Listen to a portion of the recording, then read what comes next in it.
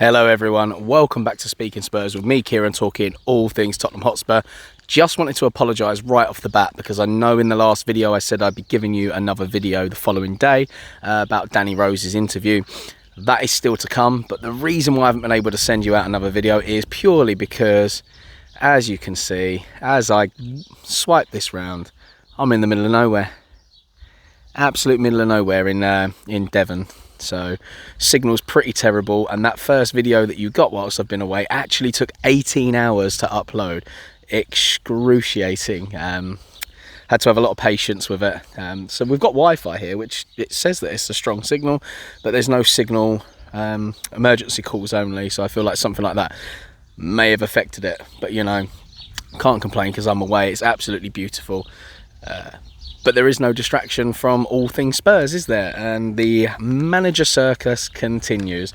So we spoke about the possible collapse of the Conte deal. I expressed my concerns as to why he would want to come to us in the first place. That has been backed up with other reports. Now there has been something else go on, but you know, we'll just have a little recap of everything since Mauricio left in terms of managers. I'm going to try and keep this a short video so it's quicker to upload.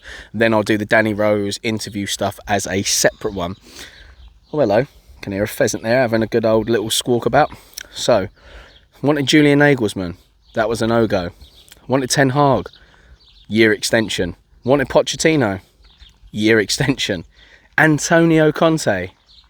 Deal breaks down over money, the amount of staff that we're willing to give him, the current crop of players we've got, doesn't necessarily want to work with our youngsters, so a lot missing on that one. But there has been a report, I don't know how reliable it is, that the Conte deal isn't 100% off. I personally don't think Conte is one that's going to happen, but obviously Patrici, they're saying, is going to happen. Hopefully that gets done in the next couple of days. As to what role he's going to come in as, I think we thought it was going to be sporting director. There's been talks of general manager, all sorts. I mean, I don't really care what role he comes in as. We want him to be able to have a decent influence on things like signings, and will he have an influence in who the new manager's actually going to be? Because, you know, there was talks that he was meant to persuade Conte to come to Spurs. There's been rumours that he's meant to be able to persuade Pochettino. I mean, there's still links now saying that we are going for Pochettino because the Conte deal is dead alongside Ten Haag.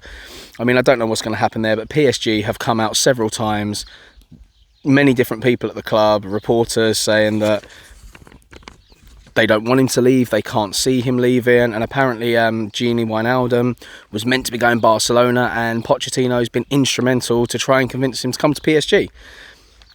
Now that tells me that Pochettino is fully aware that he is staying at PSG.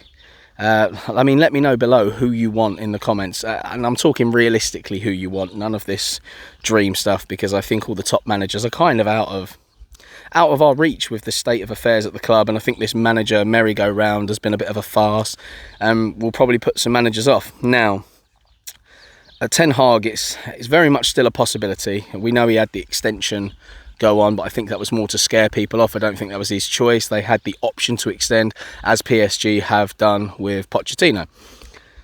But Jurgen Klinsmann has come out and done an interview with ESPN. So we know that when the managerial job came about after Jose was sacked, he did come out and say that, you know, he would like to throw his name in the ring. He would very much like to do that. Why wouldn't anyone want to manage Tottenham? He obviously had good links with the club. He was a legend at our club, very good striker.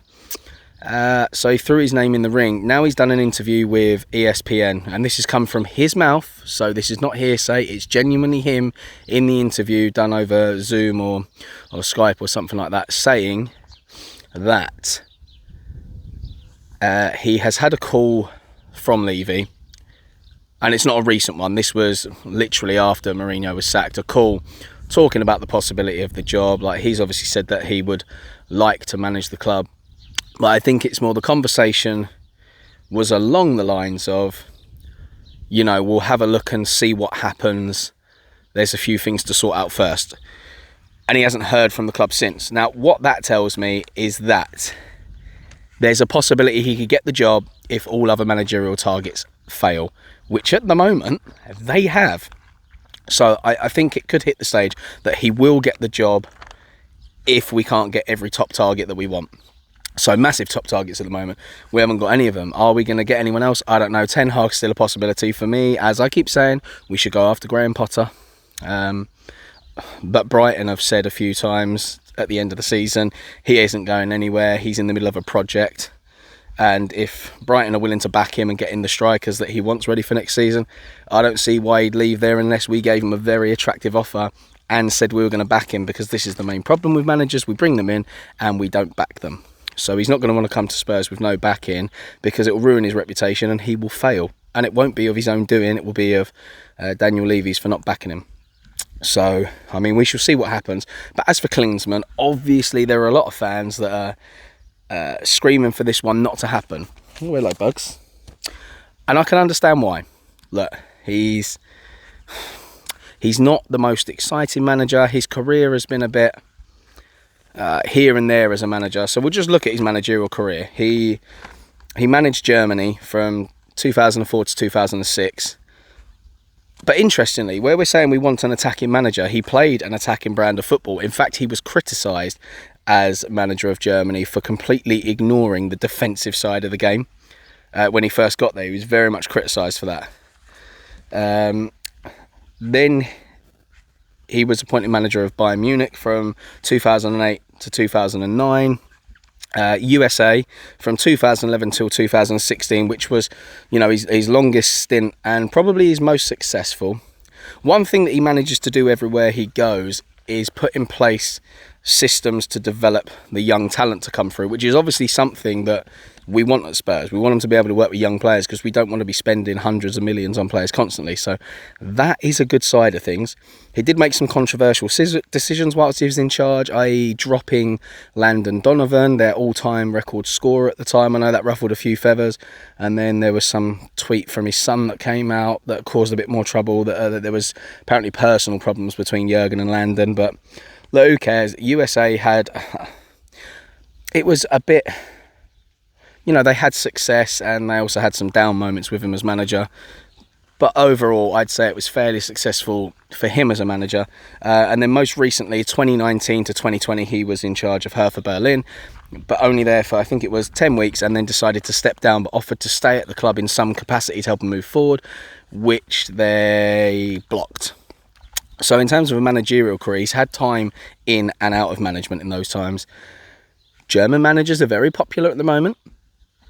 They're doing very well around Europe, although, look, it's one of those where if we take him, there'll be a lot of disgruntled fans, and then there's not the expectation of success, which could work in his favour.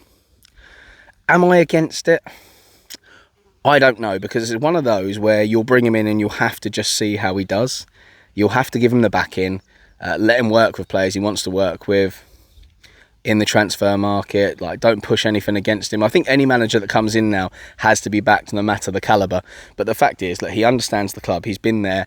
He has a good link with the fans. So I feel like we'd give him a bit more time. And if we're going to blame anyone for a lack of success, it will be Daniel Levy. And look, they are under massive pressure to get this one right.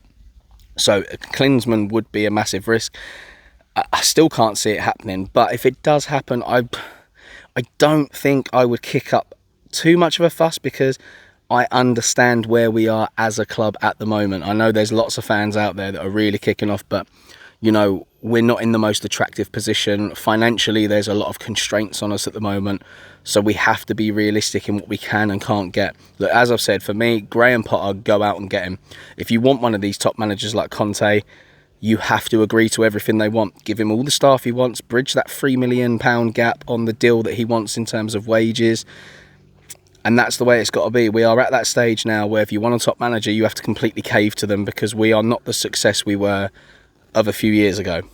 But then if we go for a slightly lesser manager, well, I say a lesser manager, that's disrespectful. I don't mean that. If we go for a manager that hasn't maybe hit the heights of their managerial career yet, or is still building their reputation, then in the transfer market, you kind of have to go with what they want. I don't want any of this compromising, but then you can haggle in terms of wages and things like that, and the amount of staff that they can have, and how many of Tottenham staff that are already on the books that you keep, i.e. someone like Ryan Mason keep him involved in the first team squad, keep Ledley King involved with the first team squad. So there's your flexibility, but with a top manager, you just can't afford to do that.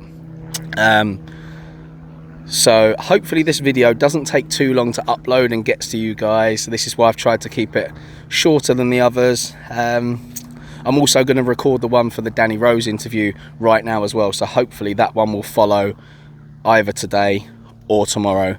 We shall see, but it will be recorded and ready to go. So no disappointment there. But thank you so much for your support, guys. The last video I wasn't able to post on all the normal Facebook groups that I normally do, so it's got significantly less views than I expected based on the topic it's on. But I will say, look, we've had more subscribers. I've hit, I think it's 85 or 86 subscribers, so I'm very happy with that. So if you haven't already, please subscribe to the channel. Your support has been absolutely fantastic. I'm enjoying the comments that you guys are putting below. Please get involved and comment as to who you want. If you want to see Pochettino back as the next manager, hit this with a thumbs up. I want to see the likes, just to get a gauge of the people watching how many want Pochettino. If you don't want Pochettino, or you think it's not going to happen, write a comment below and tell me who you want as our next manager. And also, I want comments on what you actually think of the links with Jurgen Klinsmann. Let me know, guys. Let's get involved, talk about it. So if you haven't done so already, hit the subscribe button. You can smash the like if you want. Turn on the bell notification so you get notified when the next video goes live. But once again, thank you guys for sticking around. I am Kieran at Speaking Spurs. Stay safe, and as always, come on you Spurs.